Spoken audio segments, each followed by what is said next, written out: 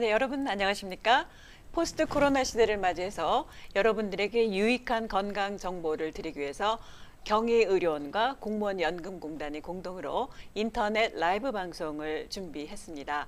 오늘은 그 7번째 콜라보 방송이 되겠는데요. 저는 이 프로그램의 진행을 맡게 된 공무원연금공단의 이선희입니다. 오늘 제 옆에 나와 계신 교수님 소개해드리겠습니다. 경희대학교 병원 관절 류마티스 내과의 홍승재 교수님 모셨습니다. 교수님 안녕하세요. 네, 안녕하세요. 네, 이렇게 안녕하십니까? 네, 바쁜 시간 이렇게 나와주셔서 대단히 감사합니다. 먼저 교수님, 시청자 여러분들께 소개를 좀 해주시죠. 네, 안녕하십니까? 저는 경희대학교 병원 관절 류마티스 내과의 홍승재라고 합니다. 제가 주로 보는 질환은 내과 질환 중에서 주로 관절이 아픈 분들, 또 류마티스 관절염, 루푸스나 베체트나 혈관염 환자들도 보고요. 주로 이렇게 통풍 환자들이 최근에 굉장히 많으십니다. 그래서 오늘은 통풍에 대해서 말씀드리려고 나왔습니다. 네, 오늘의 주제는 예고해드린 대로 통풍이 되겠습니다. 이 통풍하면 바람만 스쳐도 아프다는 그런 질환이 바로 통풍인데요. 나이가 들면 들수록 신경이 쓰이는 질환이기도 합니다. 건강보험심사평가원 분석에 따르면 2014년 30만 7천여 명에서 2018년에는 44만 9천여 명으로 최근 4년 동안 40% 가까이 증가한 질환이기도 합니다. 또 성별로 보면 2018년 기준으로 해서 남성 환자가 39만 7천여 명, 또 여성 환자는 3만 5천여 명으로 이 남성이 여성에 비해서 10배, 약 10배가량 이상 발병률이 높은 질환입니다. 따라서 이 통풍은 남성 환자가 92% 이상을 차지하는 남성의 대표적 질환이라고 할 수가 있겠습니다. 여러분들께서 평소에 궁금하신 점, 또 통풍에 대해서 꼭 알고 싶으신 점이 있으면 방송하는 동안 채팅방에 올려주시면 또 교수님이 성실히 답변을 해드리도록 하겠습니다. 자, 그러면 교수님께서 준비해 오신 자료를 보고 오늘 통풍에 대해서 얘기를 나눠보도록 하겠습니다. 네, 교수님 그러면 이 통풍, 아까 말한 대로 바람풍자가 있어서 바람과 관련인가 생각이 드는데요. 통풍은 어떤 질환입니까? 네, 통풍은 이제 한자어로 바람만 불어도 아프다는 표현을 많이 쓰게 되고요. 제가 자료 화면을 보고 간단히 설명을 해드리도록 하겠습니다. 대표적인 특징이 환자분들이 늘 하시는 말씀입니다. 발가락이 아파요. 이게 대표적인 특징이고요. 갑자기 불에 댄 것 같은 강력한 통증이 발생을 합니다. 이 통증은 시작이 분명합니다. 어느 순간부터 아팠다는 것을 환자분들이 명확하게 기억을 해 주시고요. 그래서 강력한 통증이 발생하는 질환이 되겠습니다. 네, 교수님 그러기 전에 벌써 채팅방에 오셨는데요. 나성자님께서 이거는 벌써 나중에 해야 될 말씀인데 통풍은 완치가 가능한지요? 일단 이 질문부터 답변해 주시죠. 오늘 이 랜선 교실의 제목이 통풍 나을 수 있습니다. 이렇게 붙였습니다. 그러니까 질문이 바로 들어오신 것 같은데요. 통풍은 완치가 가능합니다. 단 완치를 위해서 노력이 조금 필요한 그런 질환이 되겠습니다. 네, 말씀 계속해 주시죠. 통풍의 역사하면 저희가 늘 교과서에서 얘기를 합니다. 고대 이집트의 미라입니다. 미라를 이제 봤더니 발가락에 이런 덩어리들이 있습니다. 이게 통풍 결절, 통풍 요산 덩어리라고 저희가 표현하는데 정말 오래된 질환이라는 것을 알 수가 있고요. 이런 이제 고대 그림들이 있습니다. 옛날의 통풍은 주로 황제병, 임금님의 병, 귀족병 이렇게 불렀습니다. 그래서 보시면 말을 탄 아주 귀인이 발을 보시면 퉁퉁 부어 있어서 우리 이렇게 붕대를 감고 있습니다. 아주 부자들이 걸리는 병이다라고 이제 옛날에 많이 불렀었고요. 현대는 이제 많이들 또 다른 분들도 걸리시죠. 또 역사를 보면 아주 유명한 화가죠. 미켈란젤로. 이분도 통풍을 앓으셨다고 기록이 되어 있고요. 그뿐만 아니라 벤자민 프랭클린 그리고 프랜시스 베이컨 같은 아주 유명한 분들이 통풍을 앓으신 것으로 되어 있습니다. 최근에는 이제 이렇게 우리 북한의 지도자들도 통풍을 앓은 걸로 알려져 있습니다. 왜냐하면 이분들이 이렇게 술을 좋아하시고요. 또 비만이 있고요. 당뇨가 있거나 혈압이 있거나 이런 대사증후군을 앓게 되면 통풍이 잘 생깁니다. 그래서 그런 일환으로도 통풍을 설명하기도 합니다. 그러면은 이 통풍은 그러면 왜 생기는 걸까요? 그게 가장 중요한 것 같습니다. 그래서 이제 통풍의 정의가 이렇게 되어 있습니다. 우리 몸에 퓨린이라는 물질이 대사가 되면 대사 결과물로 요산이라는 것이 생깁니다. 그 요산이 몸에 많이 생성되는데 이게 소변으로 다 잘 빠져나가요. 그런데 어떤 환경이 돼서 요산이 많이 생기거나 아니면 소변을 통해서 몸 밖으로 배출이 안 되면 혈중, 피 속에 요산이 증가하겠죠. 네. 그러면 그게 결정, 크리스탈을 만들어서 몸에 쌓입니다.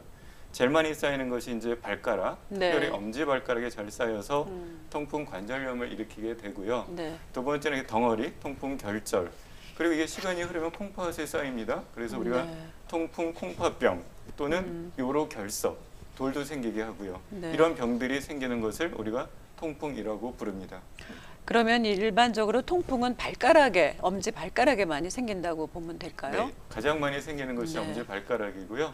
두 번째는 발목, 세 번째는 무릎, 하지 관절에 잘 생기는 질환입니다. 네, 이 그림은 뭡니까? 아, 예. 네. 이것도 아주 옛날에 이제 역사를 보면 네. 통풍이라는 말을 옛날에 라틴어에서 구타라는 묘름을 썼습니다. 이건 구타. 책방울이라는 뜻이고요. 네. 그래서 옛날에 정말 중세 시대죠.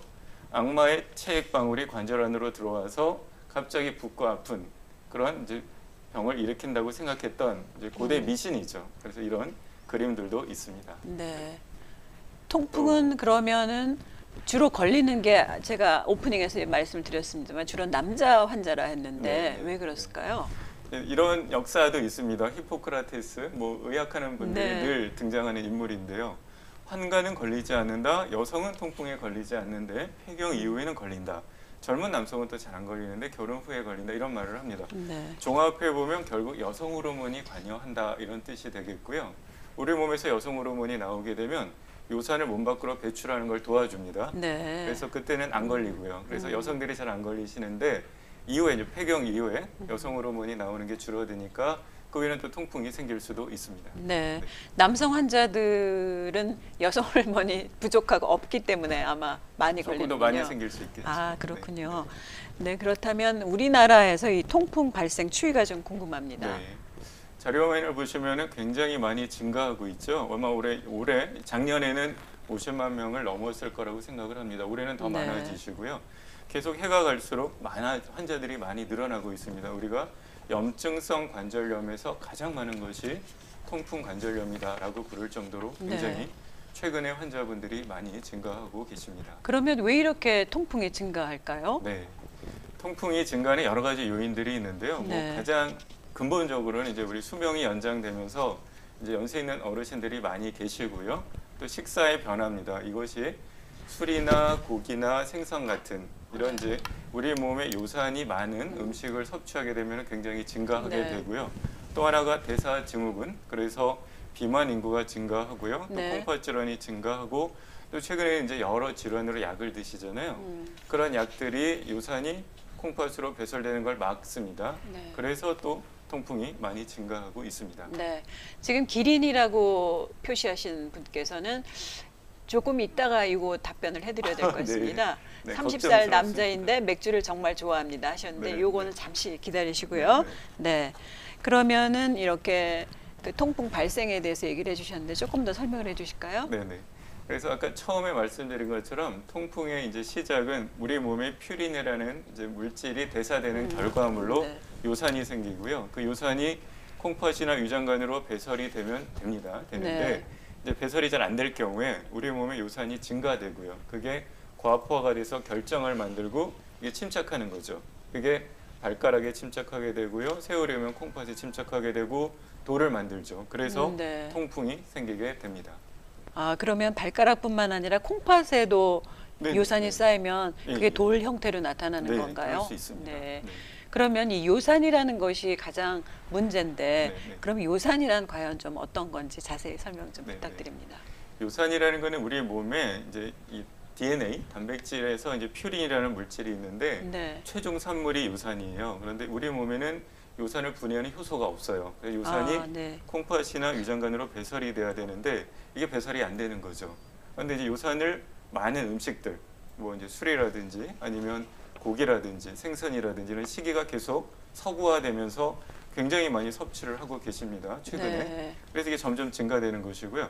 실제로 요산이 우리 몸에 좋은 기능도 있습니다. 요산이 있어야지만 뭐 지능이 발달할 수도 있고요. 우리가 직립보행에 필요한 혈압을 유지하는 것도 요산의 좋은 기능이에요. 그런데 네. 이게 너무 많다 보니까 또 혈압이 올라가는 네. 또 고혈압이 생기는. 그래서 네. 항상 과유불급이죠. 네. 적절하면 좋은데 너무 많은 게 병이다라고 생각할 수도 있겠습니다. 지금 또 채팅방에 올려주신 분 페이퍼버리 써니 코리아 라고 하셨는데 비즈니스 스쿨 소속 이중언어 아동학 전공 교수이자 삼성 서울병원 PN 신누리입니다. 반갑습니다. 통풍이 관절 류마티스 내과 질환이라면 치료는 관절 류마티스 질환과 관련하여 면역 치료와 관계가 되나요? 좀 네. 전문이신 것 같은데요. 네. 이제 뭐 관절 류마티스 내과에서 보다 보니까 이제 저런 질문을 하실 수 있을 것 같은데 네. 우리가 자가 염증성 질환이라고 합니다. 네. 우리가 자가 면역 질환이 있고요. 자가 염증성 질환이 있어요. 그런데 통풍의 면역학적인 기전은 지금 연구를 중이지만 아직 확실하게 밝혀져 있지는 않습니다. 네. 즉으로 우리가 몸에서 계속 자발적으로 염증이 발생하는 이런 자가 염증성 질환이라고 생각하고 있고요. 네. 최근에는 여러 가지 이런 사이토카인이라는 염증 매개 물질, 면역 매개 물질을 차단하는 치료도 시도하고 있습니다. 그래서 연구는 계속하고 있지만 현재까지는 이것이 면역 질환은 아닙니다. 아, 네.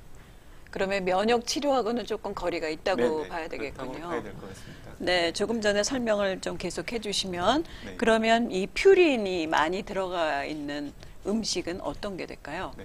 자료를 보면서 설명을 드리겠습니다. 네. 퓨린이 많은 음식 대표적인 게 맥주고요. 아까 말씀하신 분 답이겠네요. 네. 그런데 이제 또 술안주에도 많이 들어갑니다. 이런 이제 생선류, 고등어, 조개, 새우 같은 해산물이 많네요. 많이 들어가고요. 네. 또 육류 중에서 우리 레드미트라고 합니다. 소고기나 돼지고기 같은 네. 그런 고기에 또 굉장히 많죠. 그래서 이제 술을 좋아하시거나 또 안주를 즐겨 드시는 이런 분들이 굉장히 통풍에 취약하다고 할 수가 있습니다. 근데 일반적으로 고등어 하면은 상당히 또 몸에 좋은 걸로 알고 있는데, 생선. 네, 등푸른 생선. 근데 또 퓨린, 그렇죠. 아 이건 좋은 건가요? 아니요. 아니잖아요. 그래서 항상 뭐든지 좋은 점이 있고 나쁜 점이 있어요. 그래서 항상 적절하게 드시는 적절하게. 것이 좋을 것 같습니다. 네, 그렇다면은 이 환경적인 요인하고 또 요산과 관련한 어떤 음식이 좋고 또 어떻게 해야 이 방어를 할 수 있을지 좀 그런 네네. 것도 중요합니다. 이제 환경적인 요인으로 요산이 증가하거나 감소하는 것이 이 그림에 있습니다. 이것이 결국은 통풍 환자의 관리 방안이기도 하고요. 우리가 통풍 환자들을 교육하는 내용이기도 합니다. 네. 주로 요산이 증가되는 것은 이제 음주나 육식, 해산물, 또 과당이 있어요. 우리 이제 청량 음료잖아요. 그런 네네. 것들이 드시면 증가하고요. 체중이 증가하고 복부 비만, 그리고 이뇨제 같은 그러면 또 아주 적은 용량의 아스피린 우리 많이 드시잖아요. 최근에 네. 심혈관계 보호 효과로 그런 경우에는 요산이 증가합니다. 통풍의 위험 요소기도 하고요. 그럼 통풍 환자들은 다 먹지 말라는 것만 많은데 네. 그럼 뭘 먹으라는 거냐? 이 질문 참 많이 하시거든요. 그럼 이제 요산을 떨궈주는 것을 드시면 좋겠죠. 그럼 요산을 떨궈주는 것을 연구를 했더니 유제품, 유제품 네. 그리고 커피 그리고 비타민 C나 여성 호르몬이 요산을 떨어뜨립니다. 그래서 이제 이런 것들이 어떻게 보면 또 환자들을 관리하거나 네. 환자들의 이제 식생활 개선에 도움이 좀 된다고 할 수도 있습니다. 네. 네. 조금 전에 어떤 제익 씨인가요? 올려주셨는데 아침에 일어나면 네. 이 네 번째 손가락을 피기가 네, 김제익 씨 네, 잘 네. 안 펴져요라고 네. 하셨네요. 네, 네. 그러면 관련이 있을까요? 통풍하고 관련이 있을까요? 예. 뭐 직접 손가락을 봐야지 네. 진찰을 해야지 알 수 있을 것 같습니다. 그런데 통풍은 아까 말씀드린 것처럼 이제 하지 관절, 엄지발가락 나중에 나올 거예요. 발목, 무릎에 잘 생겨요. 그리고 이제 위로 상체로 올라와서 손가락, 팔꿈치 이런 데 생기려면 아주 만성 결절성 통풍 네. 굉장히 오래돼야 돼요. 네. 그러니까 이 질문하신 분이 발가락이나 발목이 괜찮으시면 이 질문은 통풍일 가능성이 조금 떨어지고요. 네. 우리가 손가락 중에서 어느 한 손가락이 아침에 안 펴지고 뻣뻣한 것은 네. 제 경험상 가장 많은 것은 이제 방아쇠 손가락이라는 손가락이 딸깍딸깍 거리거든요. 네. 환자들이 손가락이 딸깍거린다고 표현하는데 방아쇠 손가락의 가능성이 제일 높고요. 두 번째는 역시 류마티스일 가능성이 있겠습니다. 통풍보다는 네. 류마티스 쪽으로 뭐 생각을 해보시는 게 좋을 것 같고요. 기린 씨라는 분은 통풍은 유전적 요인이 있을까요? 하셨습니다. 네. 참 이렇게 한 가족 중에 통풍 환자가 있으면 네. 다른 가족들도 통풍이 참 많습니다. 네. 그래서 저는 유전적인 요인에 대한 고민을 하게 되는데 저희가 뭐 연구를 해보면은 이제 한 10% 정도는 유전적인 소인이 있다고 연구가 나오고는 있습니다. 10%면 상당히 적은 적은 숫자네요. 거예요. 네, 대부분 이제 90%는 환경적인 요인이라는 거죠. 그래서 아직은 그 유전체나 아니면 그 유전적인 기전이 명확하지는 않은데 저는 이제 그런 연구는 하고 있고요. 그런데 그럼 가족 중에 왜 많은가? 주로 우리가 식생활을 공유하잖아요. 가족이 네. 식구잖아요. 식구. 같이 네, 그쵸? 식사하는 분들. 그래서 식생활이 이제 공통적이다 보니까 이제 통풍이 잘 생긴다고 생각은 하고 있습니다. 네. 네. 그러면 혈중 유산 농도와 또 통풍의 유병률과 상당히 밀접한 관계가 있을 것 같은데요. 네, 네, 어떻습니까? 그래서 이제 우리가 피 검사를 합니다. 우리 많은 어르신들이나 건강 검진을 하시잖아요. 그러면 네. 거기 요산이라는 것을 측정하게 되어 있습니다. 기본적으로 요산 수치가 나오는데 여기 있는 것처럼 요산 수치가 뭐 6.9, 7.9, 8.9 이렇게 나오면 네. 이 요산이 높은 것이 결국은 통풍이 생기는 비율을 얘기해주고 있어요. 즉 요산이 높다고 해서 다 통풍이 생기는 것은 아니고요. 네. 그 요산이 침착하는 거죠. 그게 발가락이나 콩팥에 침착해서 통풍이 발생하는 것입니다. 그래서 하지만 결국 요산이 높다 그러면 이게 들러붙을 가능성이 높겠죠. 그래서 네. 결국 요산이 증가하는 것은 통풍의 발생과 아주 밀접한 관련이 있다라고 말씀을 드릴 수 있겠습니다. 네. 좀 전문적인 질문입니다만 그러면 요산 농도가 어느 정도 범위가 정상이라고 할 수 있을까요? 네. 그래서 우리가 남녀가 조금 달라요. 남성들이 조금 높거든요. 그래서 네. 이제 남성들은 7로 하고요. 7. 여성들은 러프하게 6구로 하고 있습니다. 그래서 네. 그 이상이면은 고요산 혈증이라고 부르고요. 네. 또 하나만 더 말씀을 드리면 그럼 치료의 목표는 얼마냐? 6입니다. 6. 우리가 약을 써서 6 이하로 내려놓으면 네. 이제 통풍이 잘 재발을 안 한다라고 말을 하고 있습니다. 그러면 이 체열을 해서 요산 수치가 6에서 7 사이, 6.9, 여성은 남성은 7, 요런 숫자를 참고로 해서 보면은 네네네. 좀 네. 쉽게 파악이 네, 되겠군요. 그렇습니다. 네. 그러면은 이 요산 혈중의 요산 농도와 또 통풍이 재발할 확률이 있습니까? 네, 네.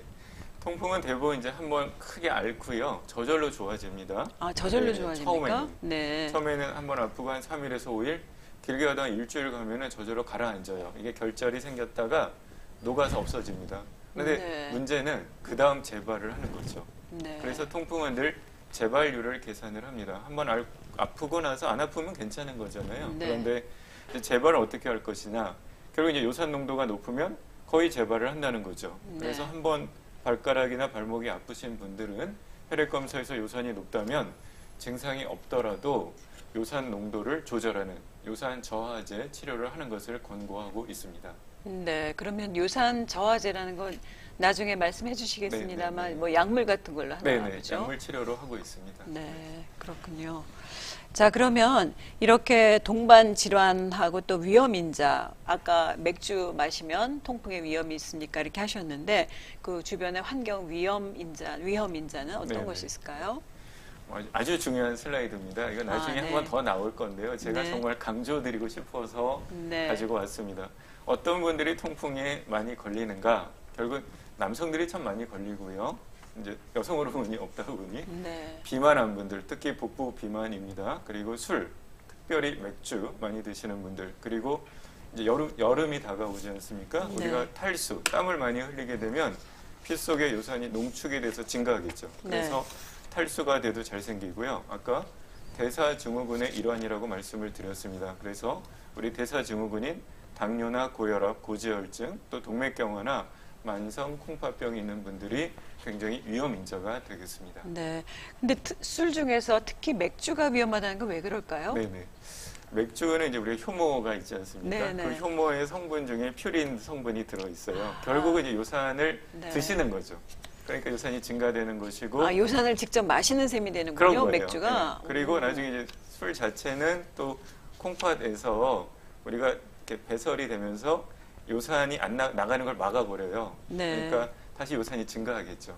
나 이게 술에 대해서는 또 한번 말씀드리겠습니다. 네, 근데 맥주 이외에는 궁금한데요. 다른 술은 그럼 괜찮습니까? 그런 연구도 했어요. 그러면은 맥주 말고 딴 건 괜찮은가? 네. 그랬더니 술은 전반적으로 다 안 좋다.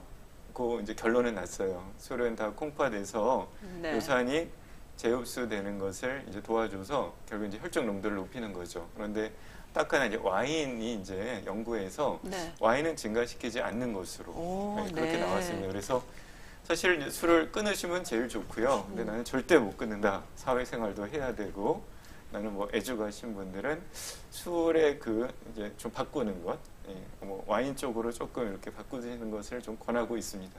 저런 건 어떻습니까? 위스키 같은 건 어떻습니까? 위스키는 뭐 맥주만큼은 아니지만 그래도 통풍의 위험성은 높습니다. 네, 그렇군요. 그러면 이렇게 술이 통풍을 악화시키는 이유는 왜 그럴까요? 네, 정말 많이 궁금해하시고 질문들을 하십니다. 네. 이렇게 됩니다.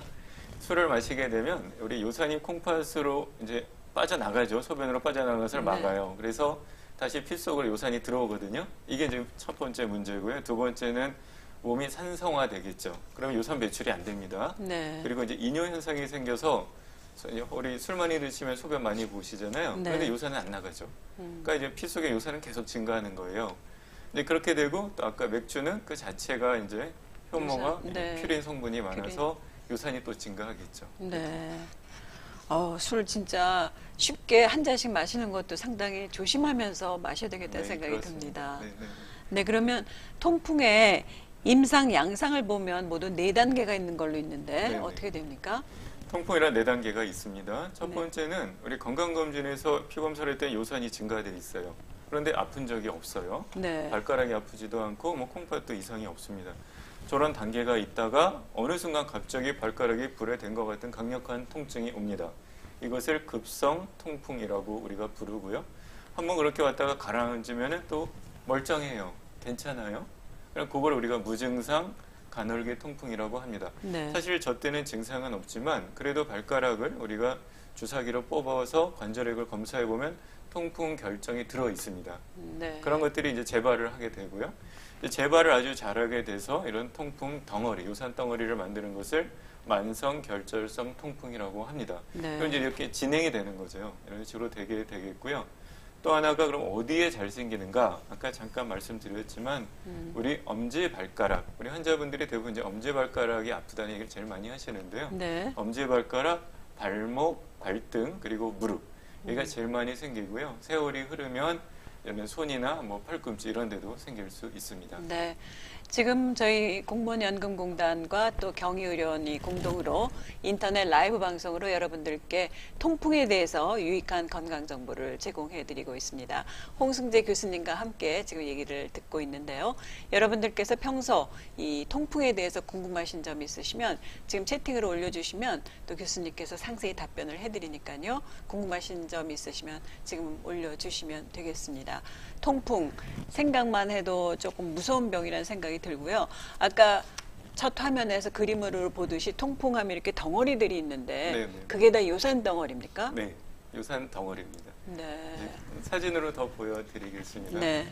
이 환자분들의 사진이에요. 대부분 사진을 이렇게 찍어갖고 오시는 분도 계시고요. 또 정말 이렇게 아파서 현장에서 이렇게 우리가 확인하기도 합니다. 네. 많은 분들은 사실 응급실로 오시는 분들이 더 많은 것 같고요. 정말 아픕니다. 그래서 네. 엄지발가락에 이래 불에 대인 것처럼 아주 빨갛게 부풀어 오르면서 강력한 통증이 걸리는 것을 우리가 급성 통풍이라고 합니다. 네. 그거하고 이제 발등이나 발목이 붓기도 하고요. 조금 이제 세월이 흘러서 만성 통풍이 되면 이렇게 결절, 우리 혹이에요, 혹. 요산 덩어리인데 그런 네. 것들이 이렇게 피부, 관절 근처에 이런 덩어리들이 형성이 됩니다. 이게 만성 결절성 통풍이라고 하고요. 때문에 이제 오래 드신 분들은 이런 이제 덩어리를 가지고 계시죠. 네. 그러면 이 통풍은 과연 병원에 왔다 했을 때 어떻게 진단을 하게 됩니까? 네. 통풍의 진단은 뭐 여러 가지 방법이 있는데요. 가장 중요한 건 이제 아픈 양상이 어디에 또 생겼는가 관절에 그 양상이 너무 시작이 분명한 통증이라고 말씀을 드렸어요. 네. 정말 어느 날 갑자기 특별히 자다가 새벽에 많이 생기고요. 또 발가락이 많이 생깁니다. 그 이유는 이게 기온이 떨어지거나 체온이 낮은 데 잘 생기거든요. 네. 그래서 주로 환자분들이 발가락 그리고 하루 중에는 한밤이나 새벽에 잘 생기고요.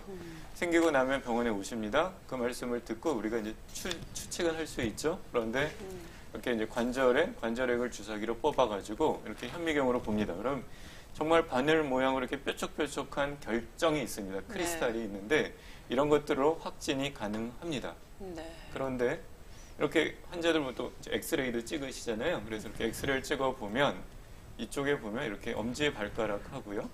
네. 엄지발가락에 여기 이렇게 통풍이 심해가지고 관절염이 생긴 것이고요. 이 손가락에도 이렇게 보면은 피부 밑으로 허연 거 이런 것들이 이제 통풍 관절염 엑스레이 소견이 되겠습니다. 이게 컴퓨터를 찍어서 진단할 수도 있고요. 저희가 초음파를 해서 관절 초음파입니다. 해보면 까맣게 물이 차 있고 하얗게 이게 통풍 결절이거든요. 네. 이렇게 쌓여 있으면 통풍이 있구나라고 진단을 하고 있습니다. 네, 교수님 잠시요. 네네. 기린 씨라는 분이 저희 아버지가 등산을 통풍이신데 통풍에는 등산이 좋다고 해서 등산을 많이 하십니다.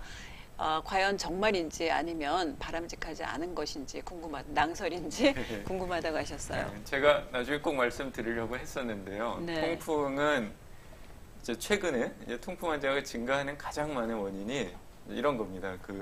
요즘에 코로나로 이렇게 야외 활동이 어려우시니까 네. 비교적 안전한 네. 우리 산에 가시는 등산하시는 분들이 굉장히 많아요. 네. 근데 이게 등산하시고 나면 통풍의 위험성이 높습니다. 왜냐하면 발가락을 많이 쓰잖아요. 그러니까 엄지발가락에 반복적으로 자극을 받게 되니까 네. 여기에 통풍이 생길 가능성이 높고요. 두 번째는 등산을 하시면서 탈수가 되겠죠. 네. 땀을 많이 흘리시니까 탈수가 또 통풍의 위험성이 높고요. 또 등산하고 내려오셔서 물을 많이 드시면 좋은데 만약에 맥주를 드신다든지 또 회식을 하신다든지 그러면 통풍 위험성이 아주 높아집니다. 그래서 최근에 그런 분들이 가장 많아요. 그래서 통풍이 등산은 조금 위험인자 저희가 권하지는 않고요. 가능하면 이제 발가락을 덜 자극하는 이런 평지를 걷는 것을 권고하고 있습니다. 네. 지금 물과 관련해서 장기훈 씨 물을 많이 먹는 게 도움이 네. 됩니까 하셨어요. 네. 물을 많이 드시는 건 아주 좋습니다. 이게 탈수가 되면 통풍 위험성이 아주 높아서요. 물을 자주 드시는 게 체내에서 요산이 희석되는 효과도 있고요. 또 네. 요산을 소변으로 배출하는 데도 도움이 되기 때문에 네. 특히 여름철 지금 이제 통풍이 많은 경우가 탈수가 많거든요, 원인이. 그래서 통풍 환자분들은 조그만 물병을 늘 휴대하고 네. 다니시면서 자주 물을 드시는 게 도움이 됩니다. 네. 지금 말씀을 종합을 해보면 통풍이 있다고 생각하시는 분은 등산은 가급적 좀 피하시는 게 피하는 게 좋고 좋을 것 같아요. 그리고 또 갈증이 나지 않도록 물을 좀 많이 드시는 것이 네. 좋겠다는 그런 말씀이시네요. 그러면 이제 아까 조금 전에 이 통풍을 육안으로 이렇게 봤는데 이 통풍이라는 그 진단은 어떻게 합니까? 네. 통풍에 이제 여러 가지 진단 기준이 나왔는데요. 저희가 네. 2015년에 미국하고 유럽에서 이제 진단 기준을 이렇게 발표를 했습니다. 그러니까 네. 말씀드린 내용이 조금 반복인데요.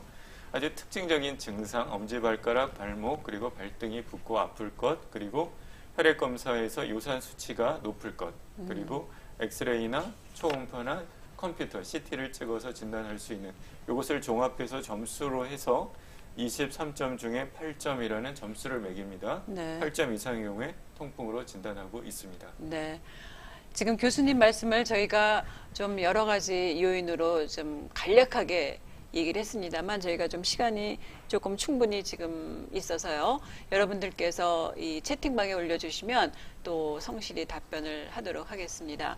교수님 지금 이제 앞으로 중요한 것이 그 치료와 예방이 되겠는데 그 얘기 하시기 전에 네. 또 통풍과 관련해서 환자들의 어떤 뭐 치료 사례라든가 또 어떤 의미심장한 그런 치료 케이스가 있다면 한번 얘기를 듣고 싶은데요. 네네. 환자분들이 아까 잠깐 말씀드린 것처럼 이제 아파갖고요. 새벽에 119 타고 응급실에 오는 경우가 많고요. 네. 이제 새벽까지 참으시죠. 아파도 또 뭐 이렇게 병원에 오는 게 쉽지 않으니까. 그래서 아침에 일찍 이제 병원에 오세요. 그래서 저희 류마티스과를 가보면 네. 아침에 진료 시작하러 가면 아주 새벽부터 와서 이렇게 기다리는 분들이 있어요. 네. 정말 되게 반가워하세요. 대부분 통풍이에요. 새벽에 생긴 거예요. 그러니까 그 당일 접수하고 당일에 네. 생기는 거예요? 새벽에. 새벽에. 네, 그렇죠. 당일인 거죠. 그날. 네. 그래서 뭐 예약 환자가 아니더라도 안 볼 수가 없잖아요. 너무 아프니까. 그래서 당일 접수하고 그냥 기다리세요. 그러면 이제 봐드리는데 그게 이제 통풍 환자들의 특징이 되고요. 또 뭐 이제 동네 의원에서 이제 통풍으로 치료하다가 재발이 잘 돼서 네. 자꾸 재발을 해서 아까 그런 위험 요인을 좀 말씀을 드렸는데 그런 위험 요인 때문에 재발을 잘해서 오시는 경우가 꽤 많이 있고요. 늘 환자분들하고 이제 대화를 많이 합니다. 대화를 많이 해서 우리가 약물 치료가 이제 기본이 되지만 네. 그런 위험 인자를 줄여주거나 아니면 이제 통풍에 좋은 이제 식생활 이제 그런 쪽으로 대화를 많이 하게 됩니다. 네.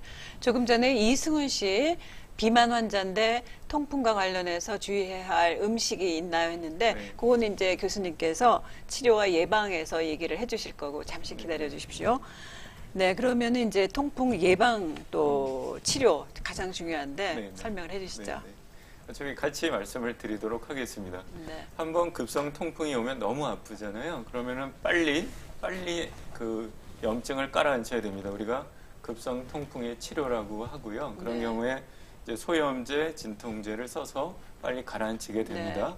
가라앉고 나면 그 다음에는 이제 그럼 이제 다 났으니까 병원에 안 오시면 되냐? 이제 이 부분이 이제 환자분들이 제일 오해하시는 거예요. 네. 자, 가라앉고 났어요. 이제 증상이 없어요. 사실은 지금부터가 치료입니다. 지금부터 환자분들 피 속에 요산이 증가하지 않도록 재발을 막는 그런 치료들을 꾸준히 하셔야 되고요. 요산 저하제를 쓰게 되고요.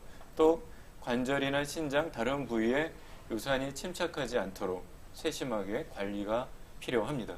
장기 합병증을 꼭 막아야 되고요. 또 하나가 대사증후군. 대부분 환자들이 보면 이런 비만, 복부 비만, 아까도 질문하셨는데 고지혈증, 고혈압, 그리고 혈당이 높은 이런 것들이 동반되어 있습니다. 그런 동반 질환이 관리가 돼야 요산이 잘 조절이 됩니다. 그래서 이런 설명을 꼭 해드리고 있습니다. 네, 관련해서 지금 정순채 씨 그 채팅방에 올려주신 내용이 2019년 통풍 진단을 받고 의사 처방을 받아 약을 6개월 정도 복용하였으며 그 결과 현재는 통풍을 느끼지 못하고 있습니다. 그래도 진료는 계속 받아야 하는지 궁금합니다. 병원 예약을 해놓고서도 계속 진료를 미루고 있습니다. 이러셨어요. 많은 분들이 이러고 계십니다. 사실은 지금 코로나 상황이라서 병원에 오시는 것도 여의치 않으시고요. 그런데 이제 그게 아까 말씀드린 이제 한번 아프고 가라앉았습니다. 그 다음에 요산 수치를 조절을 해야 돼요. 아까 6 이하로 맞춰야 된다고 했잖아요. 그게 요산 저하제라는 약물을 드십니다. 우리 환자분들이 자이로릭, 페브릭 이런 이름으로 많이 알고 계십니다. 쭉 드시다가 증상이 없어요. 아까도 한 6개월 없다고 이제 뭐 하셨는데 그러면 내가 증상이 없는데 이걸 계속 먹어야 되는가 이제 그런 이제 질문이 당연히 생기죠. 그런데 중요한 것은 우리가 혈압하고 당뇨 관리랑 똑같습니다. 우리가 혈압하고 당뇨가 증상이 있어서 약을 드시는 게 아니잖아요. 결국은 그 합병증을 막으려고 약을 드시는 거잖아요. 그래서 혈압도 뭐 120에 80, 혈당도 뭐 100 이렇게 수치를 가지고 조절을 합니다.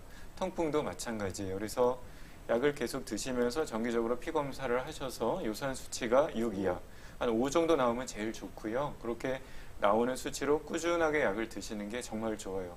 뭐 그런 연구도 있습니다. 약을 1년, 2년, 5년을 드셨는데 괜찮아요? 끊어보고 싶죠. 저도 그렇게 끊어보는 환자들이 있어요. 생활습관 관리가 너무 잘 되니까.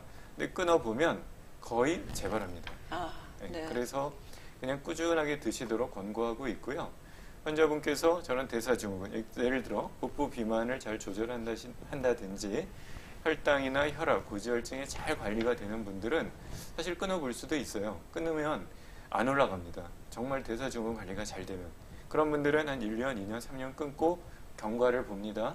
끊는 것으로 끝나는 게 아니라 주기적으로 혈액 검사를 해서 요산 수치가 잘 유지되는지를 확인합니다. 그게 이제 중요한 관리라고 할 수가 있습니다. 네.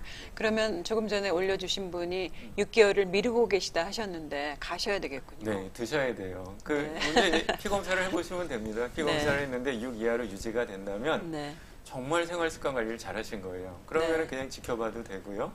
근데 아마 올라갈 가능성이 높아요. 그러면 이제 약을 이게 재발하기 전에 드시는 게 정말 좋아요. 네, 그렇다면은 그 치료를 포기하지 마시고 또 이렇게 너무 많이 낫기 때문에 방심하지 마시고 계속 관리해야 하는 병으로 통풍이 된다는 걸 저희가 좀 잘 알겠습니다. 네, 근데 지금도 말씀 많이 하셨지만 그 치료가 어려워지는 이유는 아마 완치되는 병이 아니어서 그런가요? 이렇습니다. 정말 우리가 이제 이렇게 분석을 해보면 통풍 환자분들 중에 약을 규칙적으로 드시는 분이 정말 절반이 안 됩니다. 우리가 복약 순응도라고 표현을 하는데요. 환자분들이 약을 얼마나 잘 드시는가. 가장 복약 순응도가 떨어지는 병, 두 개가 있습니다. 네. 하나가 통풍이고요. 네. 또 하나가 사실 골다공증입니다. 이 두 질환은 사실 증상이 없거든요. 네. 없다 보니까 약을 드시는 게 자꾸 거르게 되고 약이 집에 남아 있게 되고요. 네. 환자분들이 뭐 3개월 이렇게 몇 개월 있다 오시려면 집에 약이 얼마나 있어요? 그럼 뭐 한 달치 또 절반에 남아 있고 이런 분들이 많습니다. 결국은 약을 잘 못 드시는 게 치료가 잘 안 되는 원인이고요. 두 번째는 있는 것처럼 아플 때만 치료하면 된다 이런 생각을 하고 계세요. 네. 실제로 이제 아플 때는 잘 드시잖아요. 그런데 그 통증이 가라앉고 나면은 뭐 꼭 먹어야 되는가 이제 이런 생각이 드셔가지고 안 아플 때는 또 약을 안 드시게 되고 또 이제 요산이 정상이 되면 그냥 내가 약을 오래 먹으면 뭐 부작용도 많을 것 같고 뭐 몸에도 안 좋을 것 같으니까 임의로 끊는 거죠. 네. 끊게 되는 경우. 그리고 또 이런 분들도 간혹 계세요. 이제 제가 피 검사하는 게 좀 불편하니까 병원에 가면 또 검사를 자꾸 시키니까 네. 약만 달라, 약만 드시겠다 약국에서. 근데 약을 먹는 목적이 계속 약을 먹는 게 아니라 우리가 치료잖아요. 그러면 요산 수치가 6 이하로 유지되고 있는 게 치료인데 확인을 해볼 필요가 꼭 있습니다. 그래서 꼭 그렇게 하셔야 되고요. 또 멘트에 있는 것처럼 이게 먹어도 또 재발하고 또 뭐 끊는다 그래도 이게 또 뭐 어디 보면은 이게 완치가 안 된다고 써 있고 이러다 보니까 그냥 포기하는 또 그런 분들도 계세요. 그냥 이렇게 덩어리가 있어도 그냥 갖고 사시는 분들이. 근데 굉장히 안 좋은 게 그 덩어리가 가만히 있는 게 아니라 점점 커지고요. 네. 나중에는 이게 뼈를 망가뜨립니다. 그래서 아까 잠깐 뭐 본 사진도 있지만 엄지발가락 뼈가 이렇게 떨어져 가지고 이렇게 붙어 있어요. 피부로 달랑달랑. 네. 그런 분들도 계시기 때문에 이게 나중에는 발가락, 발목이 다 상합니다. 꼭 드셔야 되고요. 그래서 이런 조금 어려운 면이 있습니다. 그렇다면 평생 그 치료가 안 되면 평생 가야 되는 병입니까? 아까 완치가 된다 하셨잖아요. 계속 재발을 하죠. 그래서 완치의 첫 번째가 약을 꾸준히 드시는 거예요. 정말 네. 약을 꾸준히 드시고 두 번째가 대사증후군 관리. 그 아까 말씀드린 것처럼 복부 비만이라든지 혈당, 혈압, 뭐 고지혈증 관리가 잘 되면 세월이 가면 약을 줄입니다. 꼭 줄이고 정말 좋은 분들은 이틀에 한 번 드시는 분들도 많아요. 네, 더 좋으면 3일에 한 번 드시고요.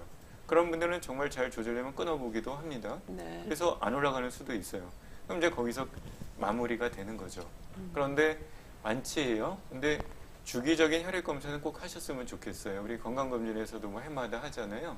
네. 그래서 그렇게 하면서 계속 관리하는 것. 네. 그것이 이제 시작이죠. 네.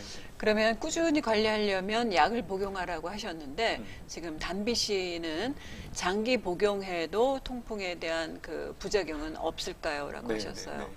통풍약에 대한 이제 연구를 많이 했습니다. 그래서 이제 가장 잘 알고 계시는 뭐 자이로릭이나 이런 약들은요. 네. 우리가 지금 한 50년 됐어요. 사용한 지가. 네. 그래서 뭐 교과서에도 평생 복용하라고 권고하고 있고요.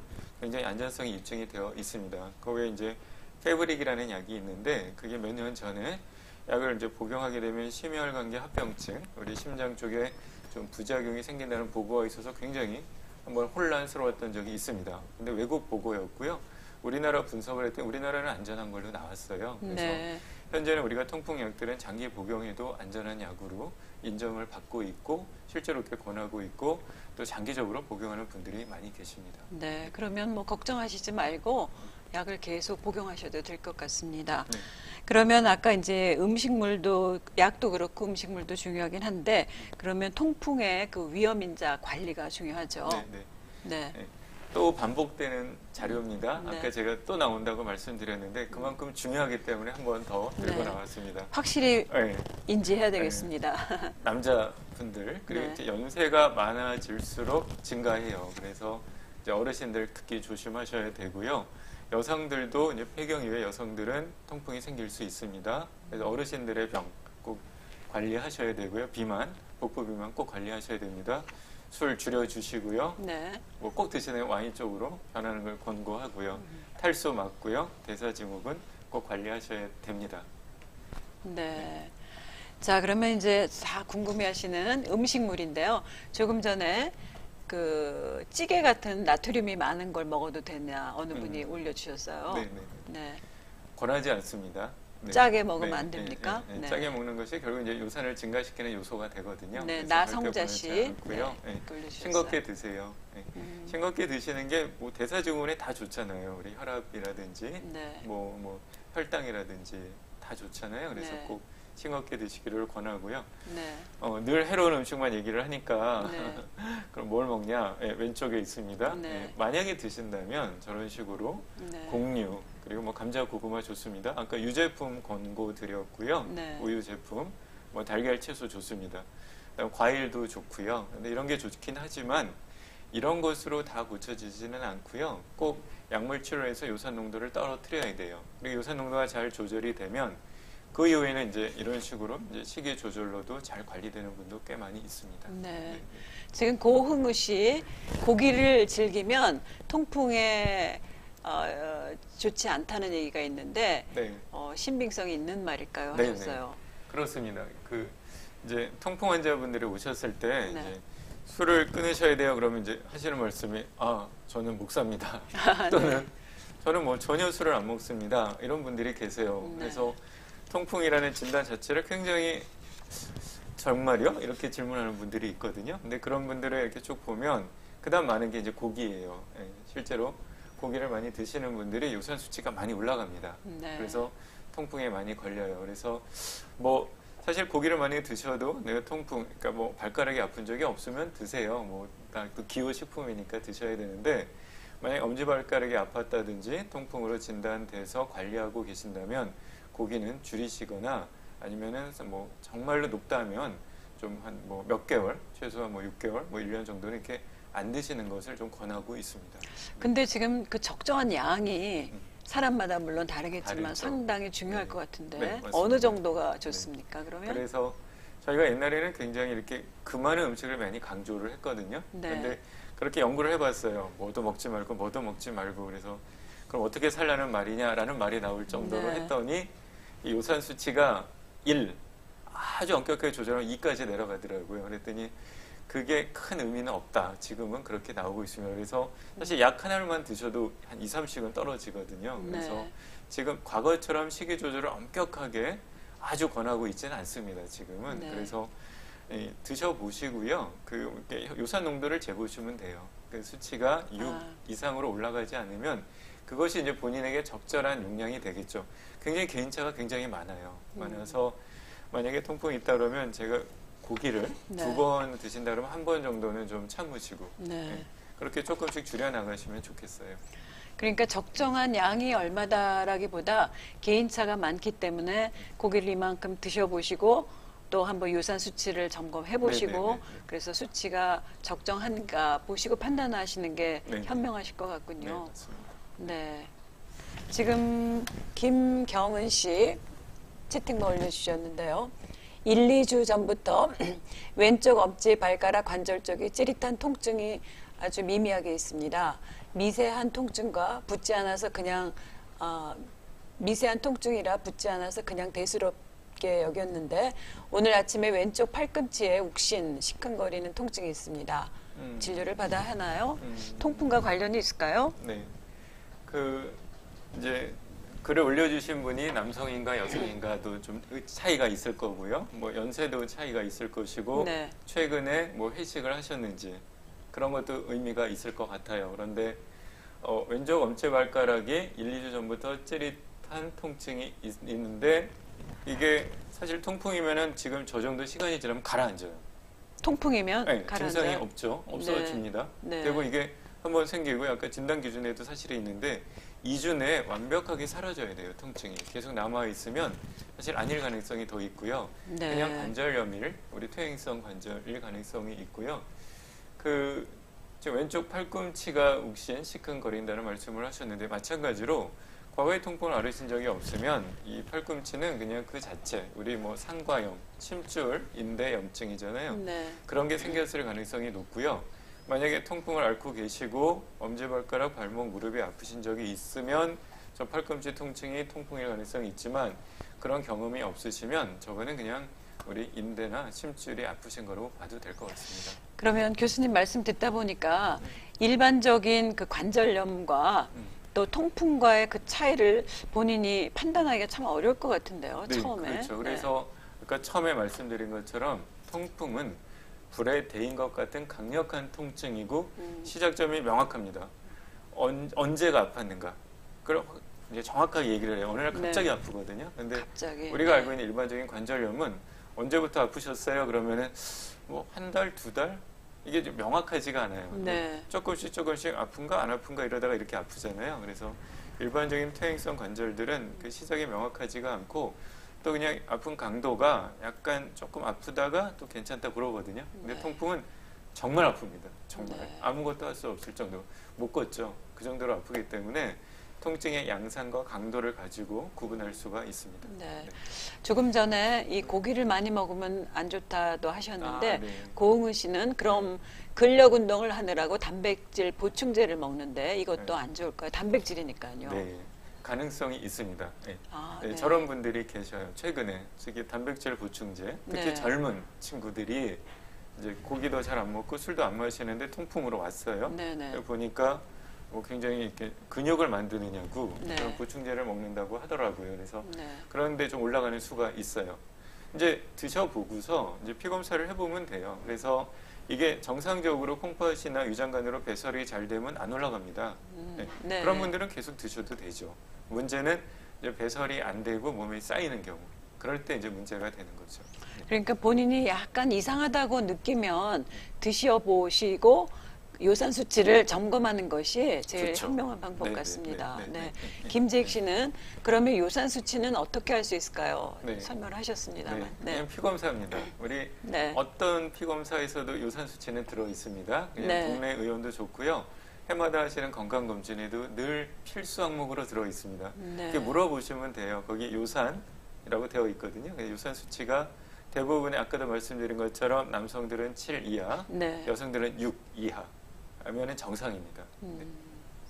그러니까 조금 아프시다, 좀 이상하다라고 판단을 하시면 그냥 집에서 머뭇머뭇 하시지 말고 병원 가서 이 피 검사를 해보시면 금방 알 수가 있으니까 걱정에 그치시지 말고 좀 이렇게 실행에 옮기시는 것이 건강상 좋으실 것 같습니다.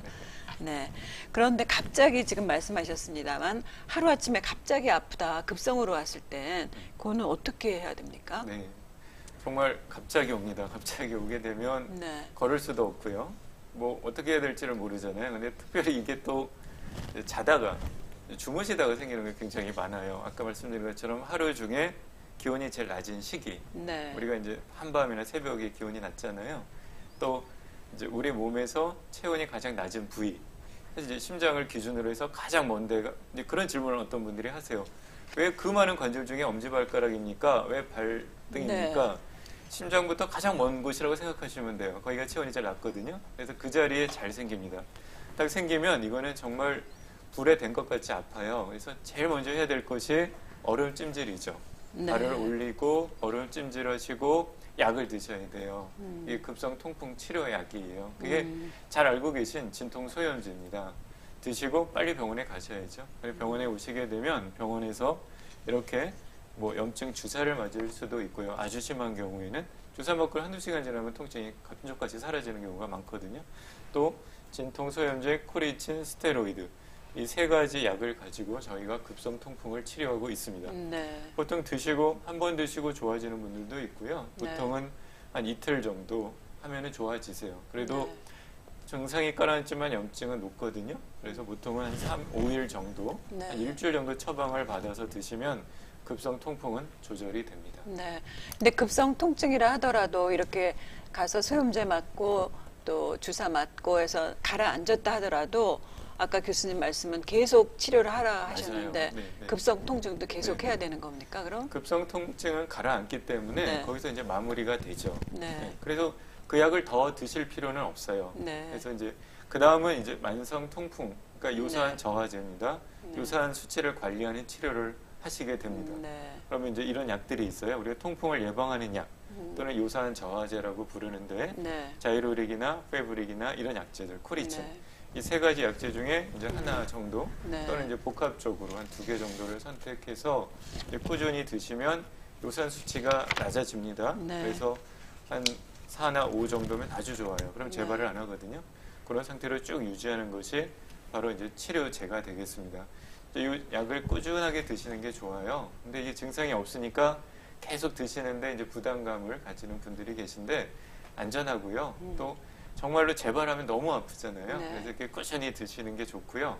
또 하나 꼭 말씀을 드리고 싶은 것이 이제 그러면 이제 환자분들이 약을 잘 타러 오세요. 네. 한 뭐 2개월, 3개월에 한 번씩. 그런데 또 일상생활하다 또 회식할 수도 있고 아까 등산을 하실 수도 있고 네. 고기를 드실 수도 있습니다. 그럴 때 갑자기 아플 수도 있잖아요. 그래서 그럴 때 드시려고 이제 저희가 응급약이라고 표현하는데 네. 응급약을 며칠치 주세요. 그런 분들이 계세요. 그러면 따로 며칠치 처방을 해드립니다. 네. 또 그걸 가지고 있는 것도 좋아요. 이제 상비약으로. 네. 그래서 통풍 환자들은 꾸준히 드시지만 그 급성 통풍약을 좀 가지고 계시다가 재발하면 바로 드시는 게 굉장히 빨리 까놨습니다. 그래서 네. 그렇게 이제 두 종류로 관리를 하시면 더 좋습니다. 네. 지금 올려주신 이상준 씨는 아마 신장과 콩팥이 좋으신 것 같아요. 통풍은 신장, 콩팥이 좋은 사람들에게는 통풍이 안 오나요? 라고 하셨어요. 네. 아까 말씀드린 것처럼 이제 요산이 콩팥이 건강하면 요산이 소변으로 잘 배설이 되죠. 그러면은 피에서 요산 수치가 안 올라가겠죠. 네. 그래서 뭐 콩팥이 건강한 분들은 잘 안 생깁니다. 그런데 이게 이제 배설이 최대한이 있잖아요. 근데 네.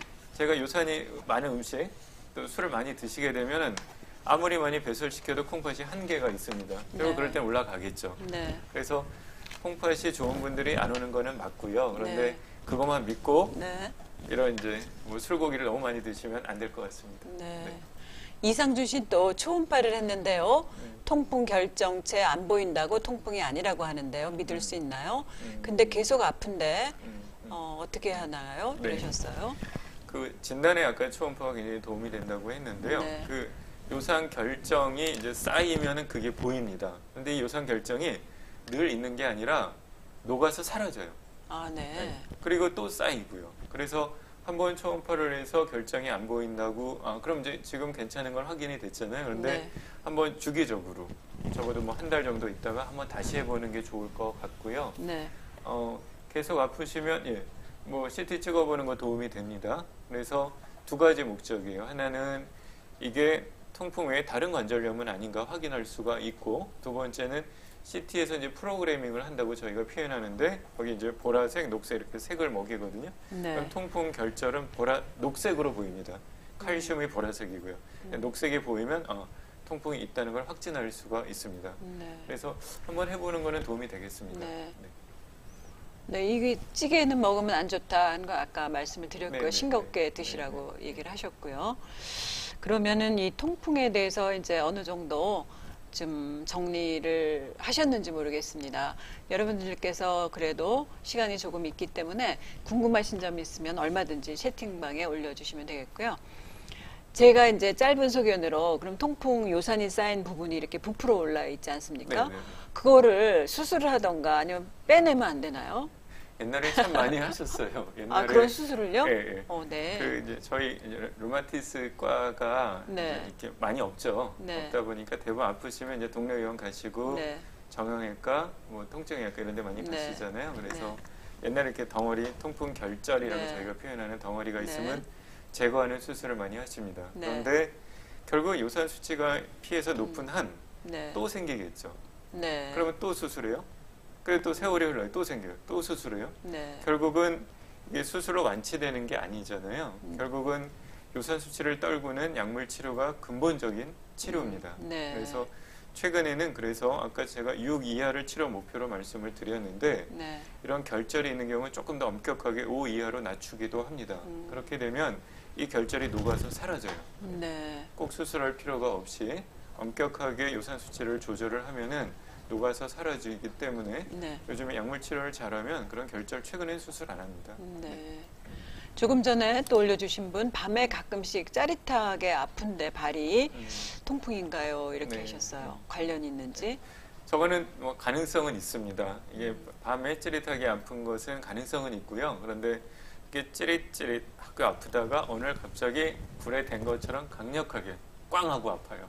그러면 엄지 발가락 말고 전체 발가락도 다 해당이 되나요? 가능성이 있어요. 네. 이게 뭐 엄지발가락이 가장 잘 생기죠. 가장 네. 이제 반복적으로 우리가 자극을 하니까. 그런데 다른 발가락도 얼마든지 생길 수 있고요. 네. 그 외에 또 이제 발가락의 이제 부위에 따라서 뭐 발바닥이냐 발등이냐 발가락 부위에 따라서 몇 가지 질환들이 있어요. 우리 네. 이제 많이 알고 있는 뭐 족저근막염이라든지 그런 것들이 있어서 감별은 좀 필요하지만 가능성은 있습니다. 네. 그러면 교수님께서 치료하시면서 가장 좀 기억에 남는 환자가 있다면, 통풍이 잘 치료됐다던가 네. 또는 치료가 잘 안 돼서 고통을 받으신 환자가 있다던가 뭐 그런 기억 있으십니까? 사실 이제 위험 인자들이 있잖아요. 그래서 이제 통풍 환자가 오셨어요. 왔는데 이제 치료를 하는데 저런 위험 인자가 있는 분들이 솔직히 치료가 잘 돼요. 네. 더 마음이 편합니다. 왜냐하면 위험 인자만 잘 조절해주면 이분은 진짜 나을 수가 있거든요. 네. 근데 이제 가장 어려운 게 저런 위험 인자가 없는 분들이에요. 네. 그러면 그냥 약을 먹어야 되는 거예요. 네. 뭐를 더 이렇게 생활 습관 교정이라든지 네. 아니면 뭐 비만 아니면 뭐 음식 조절 뭐를 더 해도 할 게 없어요. 네. 다 잘하고 계시거든요. 그런 분들은 그냥 할 수 없이 평생 약을 드시도록 권고하고 있습니다. 환자도 힘들어 하시는데 네. 오히려 위험인자를 가진 분들은 위험인자 교정이 되면 정말 유산 수치가 뚝뚝 떨어집니다. 그런 분들은 약을 좀 드시다가 네. 정말 이제 같이 이제 상의를 해서 뭐 이틀에 한 번, 3일에 한 번 이렇게 조절하면은 약을 딱 끊고도 괜찮은 분들이 꽤 있어요. 네. 요즘에 잘 드시는 분들은 정말 잘 조절이 됩니다. 아, 다행이네요. 그런 분들은 뭐 서로 좋죠. 네. 지금 손영민 씨 약 말씀을 하셨는데 장기 복용하는 약 및 여기에 대해서 계속 해도 되는지 다시 한번 알려달라고 하셨어요. 네. 약 예방에 네. 대해서. 네. 네, 장기 복용하는 약은 이제 요산 수치를 떨구는 약이에요. 그래서 네. 어떤 약 그리고 약의 용량 그리고 약 복용 기간은 철저하게 피 검사를 해서 내 요산 수치가 6 이하로 조절이 되는가를 보고 결정하시면 됩니다. 그래서 병원에 이제 몇 달에 한 번 가셔서 피 검사를 하시고 네. 그 수치에 따라서 약을 조정하시면 되고요. 우리가 잘 알고 있는 자이로릭 그리고 페브릭 또 코리친이라는 약을 쓰게 되는데 또는 이제 요즘에 벤즈브로마론, 유리논이라는 약도 있습니다. 네. 그런 약들을 이제 선택해서 이제 꾸준하게 드시면 되고요. 이 약의 용량과 얼마나 오래 드실 거냐는 건 철저하게 환자분의 피검사 결과입니다. 네. 다 개인차가 있고 다 다르거든요. 네. 그래서 이제 피검사를 해보시고 그게 잘 조절이 되면 용량을 줄이고 간헐적으로 드시고 뭐 끊어보기도 하고요. 네. 여전히 높으면 약 용량을 올리고 약을 네. 바꾸기도 하고요. 네. 그래서 장기 복용하셔도 됩니다. 네, 그러시군요. 지금 또 예방 방법에 대해서 다시 한번 좀 알려달라고 하셨어요. 뭐 이지연 중요합니다. 씨. 제가 네. 계속 반복해서 말씀드려도 좋아요. 네. 예방을 해야 되니까. 그래서 항상 예방은 첫 번째는 약물을 잘 드시는 게 제일 중요한 예방이고요. 두 번째는 아까 대사증후군이라고 말씀을 드렸잖아요. 그래서 동반 질환, 네. 혈당이 올라가거나 혈압이 올라가거나 고지혈증, 콜레스테롤이 올라가거나 비만 관리가 같이 돼야 돼요. 같이 되면 그런 것들이 되면 요산 수치가 내려갑니다. 네. 그것도 그래서 그런 게 같이 돼야 되고요. 세 번째 이제 기호식품 관리죠. 요산이 많은 음식, 술하고 네. 고기, 생선 네. 줄여주시면 좋겠습니다. 네. 벌써 시간이 이렇게 빨리 지났습니다, 교수님. 그런가요? 네, 라이브 방송 마칠 시간이 됐는데요. 지금 짧게 교수님 이제 이 통풍 전반적으로 마무리 한번 해주시죠. 네. 통풍은 정말 이렇게 난치병처럼 느껴집니다. 그러면 만성 질환이고요. 그런데 정말 관리를 잘하면 나을 수 있습니다. 네. 꼭 약물을 잘 드시고요. 아까 생활습관 교정 잊지 말고 꼭 해주시면 될 것 같고요. 특별히 요 시기 지금 이제 5월, 6월 가장 많이 오는 게 아까 잠깐 말씀드린 것처럼 이제 등산을 하고 나서 탈수가 되고 하산하신 다음에 회식하시는 거 아주 직방입니다. 이거 통풍에 네. 관해서. 그래서 항상 뭐 등산을 해도 이제 가볍게 하시고 높은 데 가지 마시고 1시간 이상 걷지 마시고요. 두 번째는 탈수 네. 꼭 물 많이 드시고 회식을 하셔도 술하고 고기는 좀 피해 주시고 네. 그게 아주 꼭 당부드리고 싶고요. 또 하나 이제 최근에 이제 좀 코로나 백신 때문에 이제 어르신들이 질문 많이 하세요. 통풍 환자들 백신 맞아도 되냐? 됩니다. 네. 통풍 치료하고 백신은 전혀 관련이 없으니까요. 백신 연락 오시면 꼭 가서 맞으시기를 말씀드립니다. 네, 홍승재 교수님 모시고 오늘 통풍에 대해서 정말 전반적인 사항에 대해서 잘 얘기를 들었습니다. 교수님 대단히 감사합니다. 네, 감사합니다. 네. 자, 그러면 오늘 라이브 방송 통풍에 대한 얘기 여기서 모두 마치도록 하겠습니다. 함께해 주신 여러분 대단히 감사드리고요. 다음 시간까지 여러분들께서도 또 건강한 몸을 유지하시면서 잘 지내시길 바라겠고요. 오늘 통풍 관리 평상시 유의할 사항을 잘 숙지하셔서 통풍에 대한 예방을 철저히 하시길 바라겠습니다. 교수님 감사합니다. 네, 감사합니다. 여러분 대단히 고맙습니다. 다음 시간까지 안녕히 계십시오. 네, 감사합니다. 감사합니다.